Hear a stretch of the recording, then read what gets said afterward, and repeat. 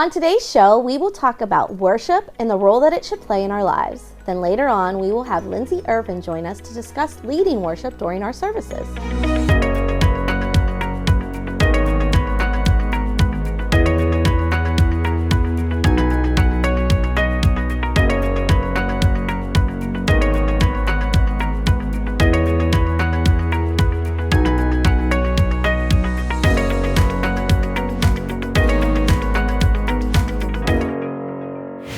Today I would like to share a little of my heart when it comes to how I look at worship before diving into it with the girls.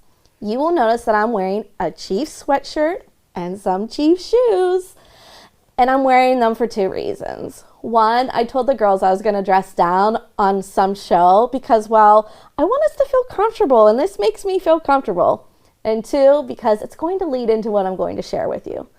You see, I am a huge Chiefs fan. I love watching them play. I love cheering for them. Every year, I expect them to make the playoffs because, well, they are just that good. Now, there have been games that have been way too close for my liking. And if you would see my reaction during those games, you may say, this girl is nuts. I scream, I yell, I cheer. I've been known to jump out of my seat and dance around. And I maybe even shed a tear when they won the Super Bowl. I go absolutely crazy. And guess what? There may even be a few videos out there that my husband has taken that's proof of this. Why do I act like this? Well, because I am passionate about this team and I'm wanting them to win. I like showing my joy for the game. And my emotions definitely come out, and there's nothing wrong with that. Well, at least in my mind. God gave us emotions, but not just to use for football or whatever else we may be passionate about. He gave us these emotions to express our love towards Him. And one of the best ways I know how to do that is through my worship. Now, I know there are those who are more calm no matter what's going on around them, and some of that is personality. But if we can't show some kind of emotional energy during our time of worship, we are missing out on the fullness of what God has put in us. And whatever that looks like to you may be different than what it looks like to me. But as long as we are in the moment with Him, centered on Him, and marveling in His amazing presence. For me, that may be my hands in the air or crying at times, on my knees, dancing, shouting, looking up to the sky towards Him, or quieting myself to hear what He has to say. Music loud, music soft, maybe no music at all. We don't all look the same during our worship, and that's okay. But what's not okay is not giving our all to Him in these moments. Holding back because of maybe shame or not wanting to embarrass ourselves. Why is it we can so freely shout at a child's game or cheer loudly when they're doing something great, but when it comes to worshiping God, we'll sit back and let certain things distract us or think we can't let ourselves look that silly in front of others.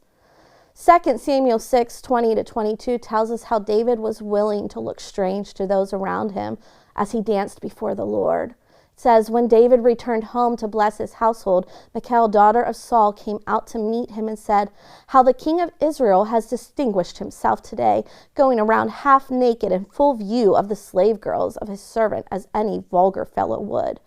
And David said to Michal, it was before the Lord, who chose me rather than your father or anyone else from his house when he appointed me ruler over the Lord's people Israel. I will celebrate before the Lord. I will become even more undignified than this, and I will be humiliated in my own eyes. But by these slave girls you spoke of, I will be held in honor. So what may be stopping you in giving holy during your worship? Do you notice that you're willing to look a little strange cheering at some sporting event, but not so much during the worship service? I may cheer loud for these Chiefs, but I know that I will never, ever give them more of my praise than I give God, because He deserves so much more than I even am able to give. I encourage you to look within and make sure your worship to Him is better and bigger than any other thing in your life. And if you need to step it up, take that first step the next time you are in a worship service. So when we come back, we'll take a look at worship and the role that it plays in our walk with God. This segment is brought to you by Harry's Construction, whose motto is, "If you can dream it, we can create it."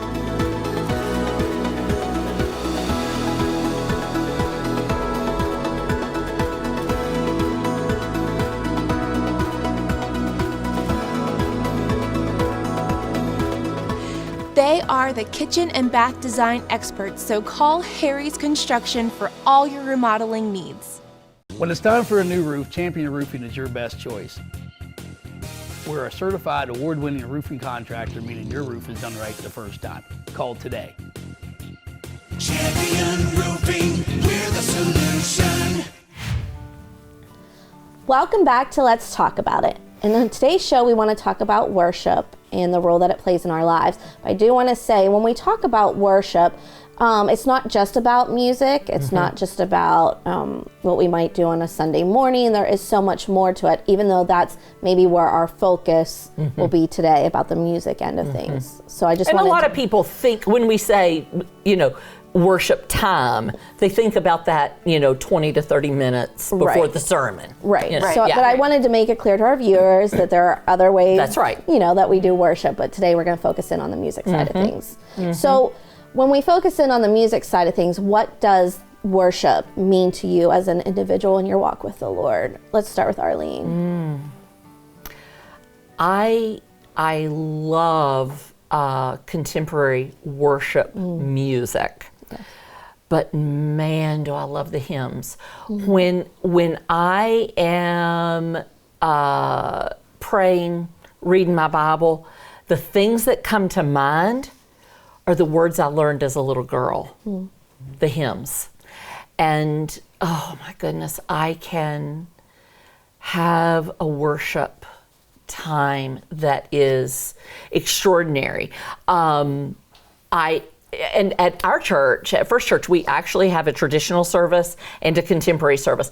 I choose to go to both of them because everything about them is the same except for the music. And I love getting both. Yeah. I love it. Okay. I love having that opportunity to get both. And honestly, I say to people, if they say, "Oh, I don't like the hymns, they're boring." Well, listen to what you want at home. Yeah. That we have available all kinds of music. Yeah. Listen to whatever you want at home. Yeah. For me, I'm not a big on the hymns, to be honest. Did you learn them as a child? I did learn some of them. Okay. But I know even on worship team, if there's a hymn on the list, I'm like, oh. And I'd be going, yay! I think for me, and maybe this is like a little bit my age, is there are songs in the 80s that if we would do today, that I'd be like, yeah. Oh, okay. Okay. Because yes. Like one that definitely shows our age difference. One I wrote down is "As the Deer." For some reason, if we would sing that song, or if I'd hear it, it's so old, but there's something that when we sing that song that still means a lot to me. And I can't even say it's a specific memory, but just singing that song brings back an emotion in me. That's great that you acknowledge that, though, and that you know that song. I bet that comes to your mind a lot. Yeah, it really does. Cool. So Teresa, how about you? I think worship can bring about tears. It can bring about laughter. Yeah. And I love both. Yeah. I love both. There was a couple weeks ago, it was an older song. It was Jack Hayford wrote it. It was Majesty. And my husband brought it to my attention because when that song was popular, we lived out in California. And I put it on my phone. I'm putting on my makeup and I'm singing that song.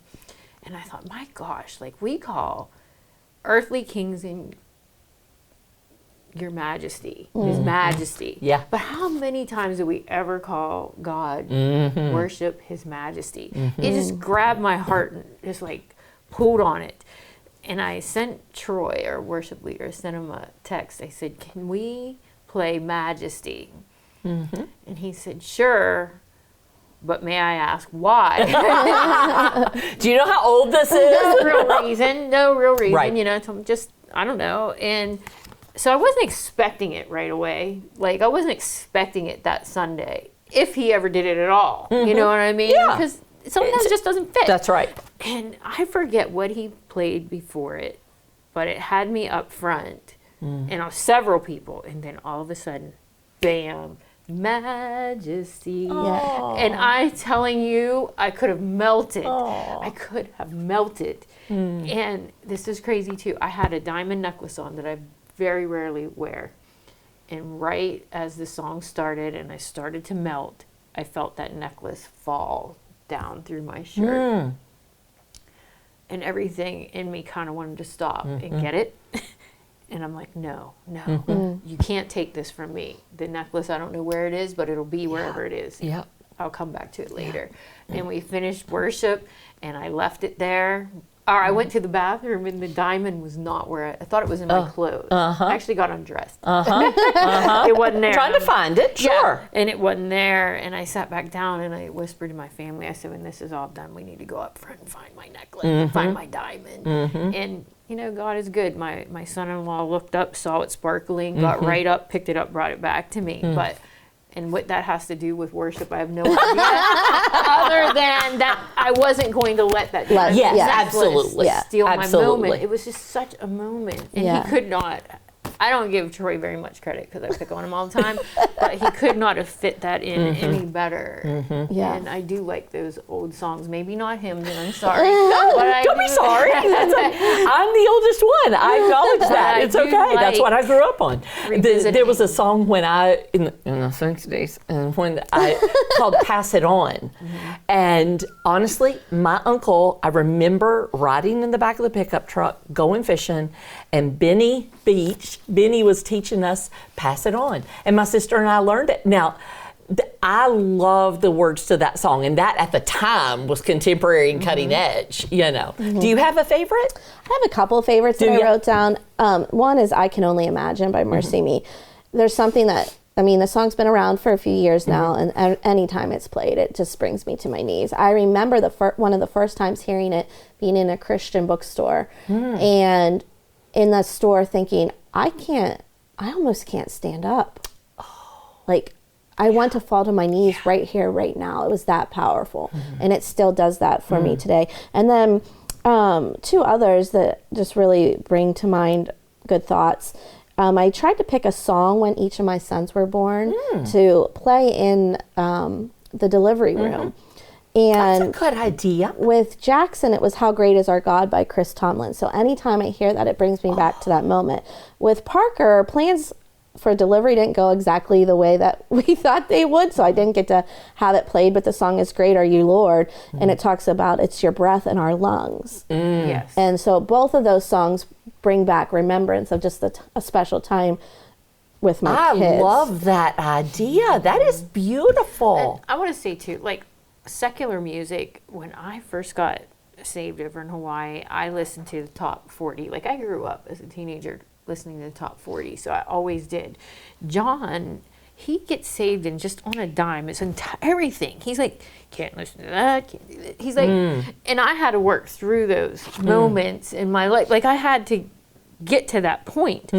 He got deployed. I was home alone. And I'm flipping through the old radios where you had to push the button. You know what I mean? And I'm doing that, trying to find a song that I know, and I hear "Shine, Jesus, Shine." Which was the first worship song I learned at our church over in Hawaii. And I recognized that song, and I'm like, oh, I love that song. And that's kind of what got me turned around to where when I got in the car, I didn't automatically go to secular music. Then I was like, I know one song and I'm going to listen to the radio till it comes on again. And it kind of got me. Now, I don't have a problem with secular music. And we went on a trip together for a party on the Gateway Clipper. And they danced. And we had a lot of fun. Music's fun. But I've also went into Sheets and heard a song from the 80s that I grew up listening to by Wham, and found myself singing that song and thinking, why am I singing this song? Because you know it. Because I know the words. Music is powerful. Music is powerful. Very powerful. And so just to end, I would just say there is power in music, and it does something to renew our minds. Yes. I know that there have been times when I was angry and upset about something. I turn on music, worship music, and there's a flip in me. And so I would encourage you, when you're feeling down, when you're feeling discouraged, when you don't know what to do, find some praise and worship music to turn on, because it really does change the atmosphere. And when we come back, we'll have Lindsey Irvin join us. New Life Worship Center's tax ministry is in their 13th year of serving. This is an organization who will do your taxes, and they only ask for a $30 donation to benefit local charities. They will e-file federal and state returns and complete local returns for you to mail in. They can handle everything from basic family returns to rentals and property returns. Contact New Life Worship Center's tax team on Facebook or by calling them today.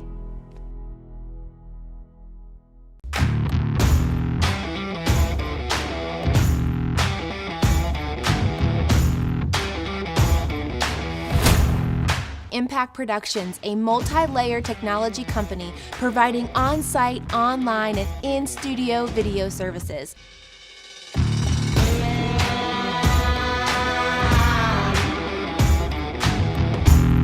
Contact Impact Productions to capture your story.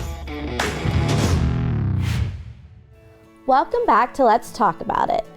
I said earlier that we were going to dive into what worship looks like, and so I brought on our show today a worship leader. But before we get into that, tell us a little bit about yourself. Well, my name is Lindsey Irvin. I have been married to my husband, Ben, for about 4 years, and just recently welcomed a little boy named Nathan. Yes, he's adorable. Thank you. So you are one of our, I would say, worship leaders here at Transformation Church, and you're on the worship team. And I just want to know, when you are the one leading, what does that process look like for you? Like, how do you pick your songs and things like that? So I think primarily my first thing that I'm considering is my audience. When I'm leading at Transformation Church, it's pretty consistent, but that's always a first consideration. And then secondarily, when I'm choosing my lists, I'm really trying to hear the voice of God.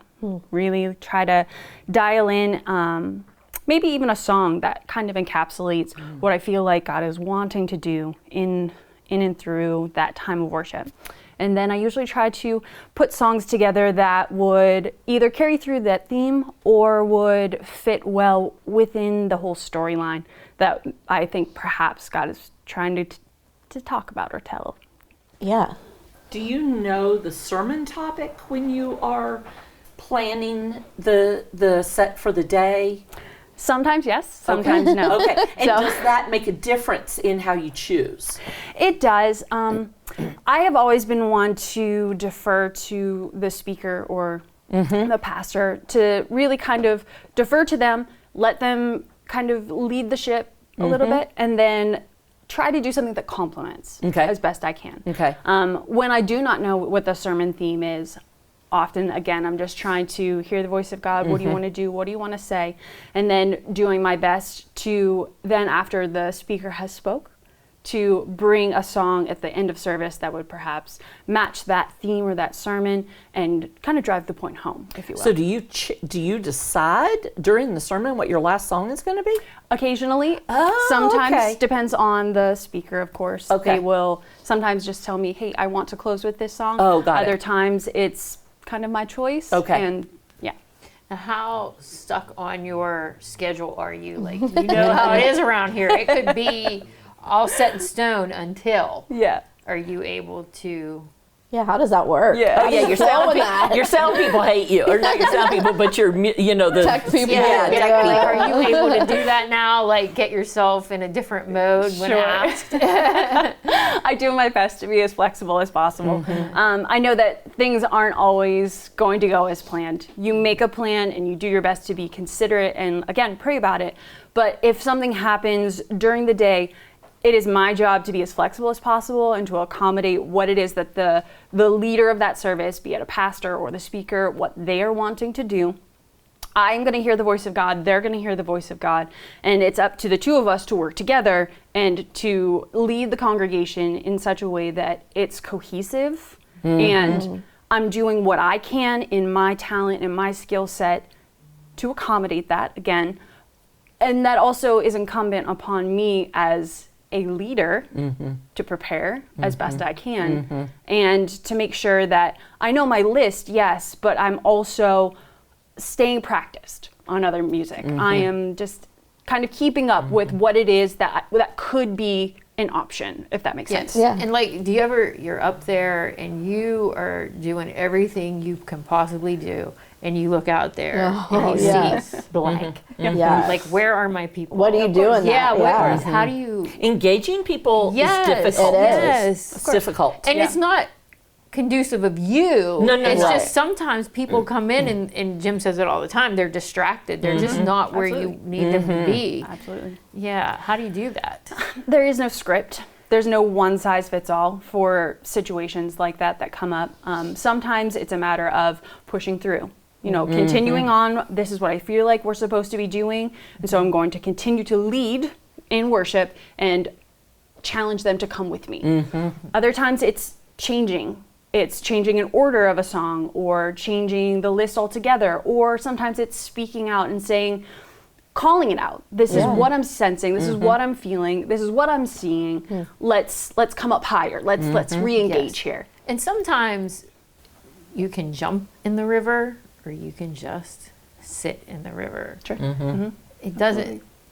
Lack of emotion is what I'm saying. Doesn't always mean That that is people exactly are not right. engaged. Some That's people right. just like to sit. Some people's hearts are fully engaged, and their face doesn't know it, Yes. or show it. Doesn't show it. Absolutely. Yeah. And as a worship leader, you have to be sensitive to that.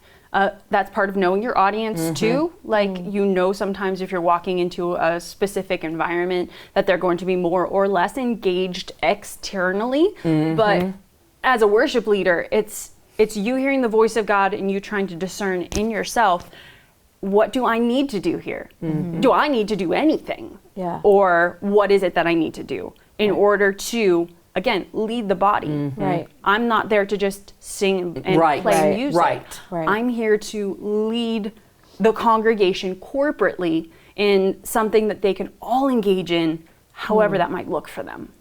How about you have prepared, you sing, you lead, but there is a disconnect between your own personal worship time and when you are leading others. What does your personal worship time, what does that look like for you? So I know it's different for everyone, and a lot of people might find this odd, but I don't do a lot of singing whenever I'm doing my own personal worship time. I'm doing a lot of listening. If I'm playing music, I'm usually listening and trying to take all of the distractions out from myself. And as an artist, sometimes that's paying too much attention to the music or the instrument or what the vocalist did there, and can I replicate that? And as an artist, I sometimes get so caught up that in my personal worship time, it's a lot of stripped down, simplifying. It's reading my word. It's personal worship that's often not done very vocally. It sometimes is, sometimes it isn't. But yeah, it's a little bit backwards, I guess for me, where I'm more quiet in my personal worship, but then when it comes to my leading of worship, everything then has to become external that I've done internally. That's very good. Yeah, I like that. So obviously I would think you love worship if you're leading worship. So what is it about worship, the part of the praise and the music part of it, that really speaks to you? Why do you think it's so important? I mean, if you just look at humanity in general, like, we've been using music to communicate and to celebrate and to memorialize, to tell stories since the beginning of time. Right. So there's something just intrinsically powerful about music. Yeah. We remember music so much better than we remember anything Which else. is why lyrics, we I were can, like, saying how yeah. she remembered a song from the 80s and could just sing it. Absolutely. You know? Yeah. So, I mean, it's powerful in and of itself, but what we utilize that tool for is also equally important. So if I'm choosing to lead in worship through music, I think it's a powerful tool. Right. But ultimately, worship is as powerful as the presence of God. Yeah. So I choose to use music largely. Obviously, most people do. Worship leaders, we use music. But some of the most powerful times of worship can be musicless, whenever it's silent and everyone is praying. That's worship too. Right. So I see music as a tool, Mm-hmm. but not as the end all or the only way to do so. Oh, that's really good. That is so important as a worship leader to acknowledge that fact. Right. Oh, absolutely. Well, I just so appreciate some of the things that you talked about today, because sometimes we may not look at it like that, and to see it from your viewpoint really just blessed me in a major way, because worship is powerful and music is powerful. And so really, I just thank you so much for sharing. Ladies, men, get that worship music on. And when we come back, we're going to have a tip for you. Hey y'all, it's Dano. Check this out.